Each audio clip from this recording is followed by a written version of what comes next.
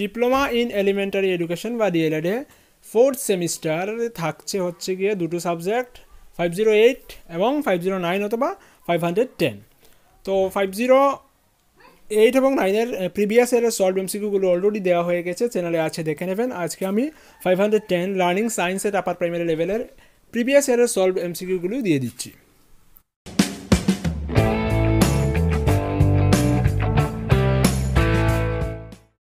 তো সেখানে 15টা এমসিকিউ আমরা পাবো, দেখে নিই। প্রথম যে কোয়েশ্চেন সেটা হচ্ছে the variable which are not allowed to change throughout the investigation are called, বলে 4টা অপশন দেওয়া আছে, dependent variable, constant variable, independent variable, control variable. তো সেটার আনসার হবে কনস্ট্যান্ট ভেরিয়েবল। সেটা আপনি খুঁজে পাবেন ব্লক 1-এর 57 নাম্বার পেজে। এনআইএস ডিএলএড থেকে যে স্টাডি মেটেরিয়াল ডাউনলোড করার জন্য দিয়ে দিয়েছে, এখনও বাংলা দেয়নি, যদিও ইংলিশ যে স্টাডি মেটেরিয়ালটা দিয়েছে সেটা আপনি নেবেন, নিয়ে ব্লক 1-এর 57 নাম্বার পেজ খুঁজলেই পেয়ে যাবেন যে এইটার answer.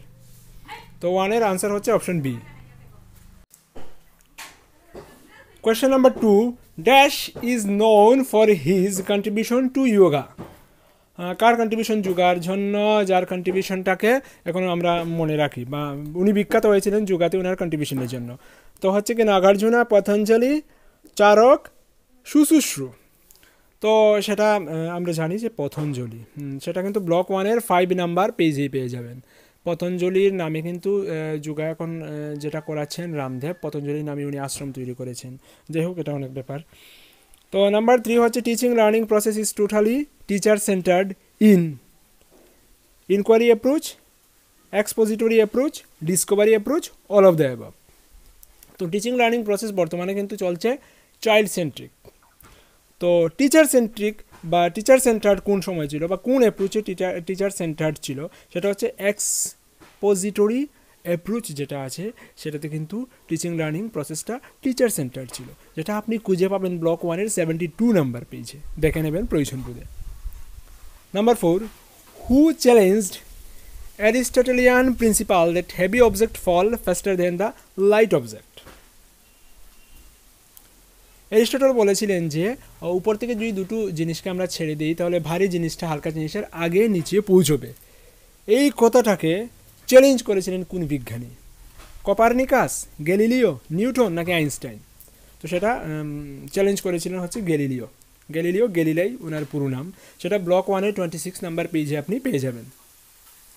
Next question, one of the important steps of scientific method is, বলে 4টা অপশন রয়েছে, jumping two conclusion, using learning resources, ক্লাসিফাইং things, formulation of hypothesis. তো সাইন্টিফিক মেথডের ইম্পর্টেন্ট স্টেপটা হচ্ছে ফর্মুলেশন অফ হাইপোথেসিস। তো সেটা ব্লক 1-এর 30 নাম্বার পেজে আপনি পেয়ে যাবেন। Number 6, 3 P's of creative science safety আর। তো ক্রিয়েটিভ সায়েন্স সেফটি বা সৃজনাত্মক বিজ্ঞান সুরক্ষার 3P বলে একটা কথা আছে, 3P বলে একটা কথা আছে। সেই 3P কি? বিভিন্ন অপশন দেওয়া আছে, যে প্ল্যানিং, প্রিকশন, প্রেডিকশন, বা preparation, planning, prediction, prediction, preparation, precaution, planning, preparation, precaution.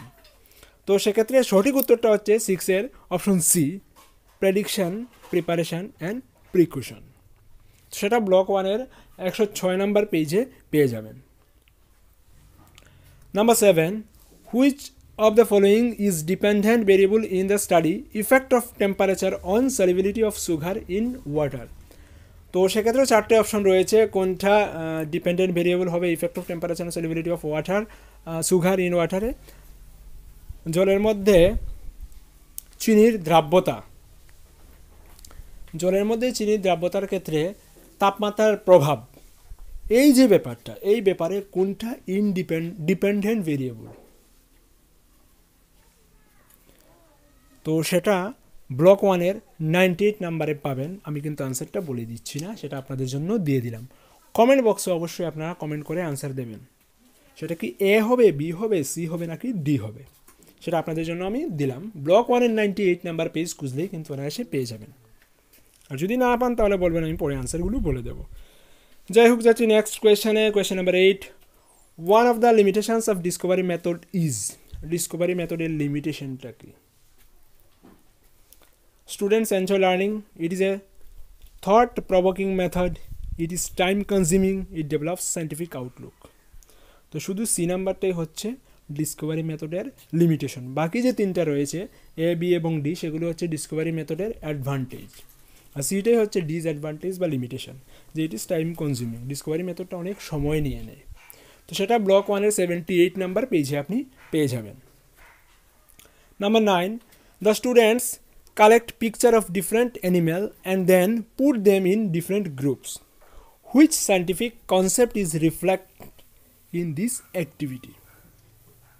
যে কিছু প্রাণীর ছবি কালেক্ট করলো, তারপর তাদেরকে বিভিন্ন গ্রুপে সাজিয়ে দিল বা বিভিন্ন গ্রুপে আলাদা আলাদা করলো, বিভাগ করলো, সেটা কোন বিজ্ঞানসম্মত ধারণার প্রতিফলিত হচ্ছে, ওই ক্ষেত্রে কোন বিজ্ঞানসম্মত ধারণাটা প্রতিফলিত হচ্ছে, organization, cause and effect, diversity নাকি ভেরিয়েশন। তো সেটা হবে অর্গানাইজেশন। ব্লক 2-এর 7 নাম্বার পেজ খুঁজলেই আপনি সেটা পেয়ে যাবেন। Number 10, the dash includes those objectives which deal with the recall or recognition of knowledge and the development of intellectual ability. তো সেক্ষেত্রে আনসারটা হচ্ছে কগনিটিভ ডোমেইন।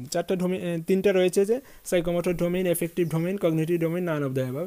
সেটা ব্লক 2-এর 44 নাম্বার পেজে পেয়ে যাবেন। আনসারটা হচ্ছে cognitive domain. The cognitive domain includes দ্যাজ objects which deal with the recall or recognition of knowledge and the development of intellectual ability.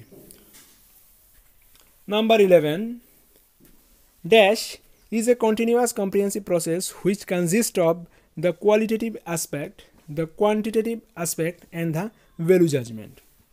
সেটা টেস্ট, ইভালুয়েশন, অ্যাসেসমেন্ট নাকি মেজারমেন্ট। তো সেটা হবে evaluation.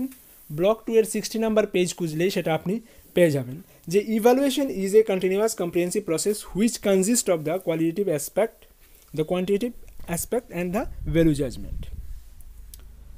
Number 12, full form of NCERT. তো এনসিইআরটির full form আমাদের সবারই জানা, তারপরেও দেখুন আমরা সবাই এনসিইআরটির ফুল ফর্ম জানি, জানলেও কিন্তু ভুল হওয়ার সম্ভাবনা রয়েছে, কারণ এমসিকিউগুলো সবটাই যদি দেখেন সবটাই এনসিইআরটি মনে হবে। যদি আপনি ভালোভাবে না জানেন, গুরুভাবে সেটা যদি না জানেন, তাহলে সবটাই মনে হবে আমার এনসিইআরটির আনসার। কোনটা আমি আনসার দেবো? যেমন national council of education reform and training দিয়েছে, national committee of education reform and training, national council of education research and training, national committee of education research and training. কোনটা?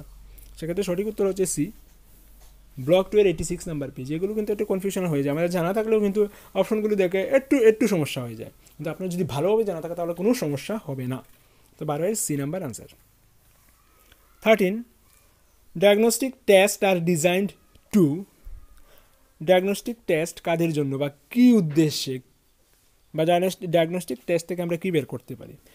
Assess the learning level of student, find out learning problem of student, grade the student on the basis of their performance, make students attentive in class.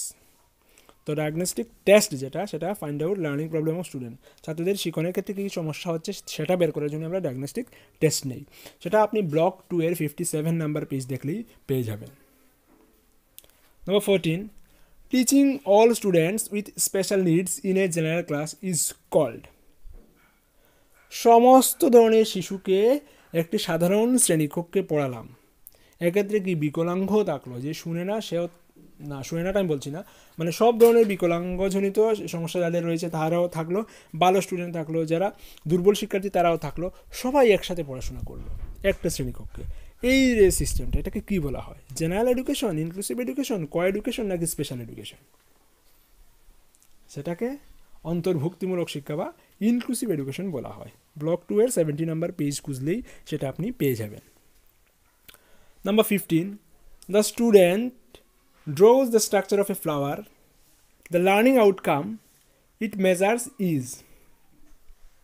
যে একটা ফুলের গঠন বিন্যাস সে চিত্রাঙ্কন করতে পারলো বা করলো, এক্ষেত্রে লার্নিং আউটকাম যেটা আমি পেলাম বা দেখলাম, যেটা শিখন ফলশ্রুতি যেটা দেখলাম, তা থেকে আমি কী বলতে পারি বা কী পরিমাপ করতে পারি?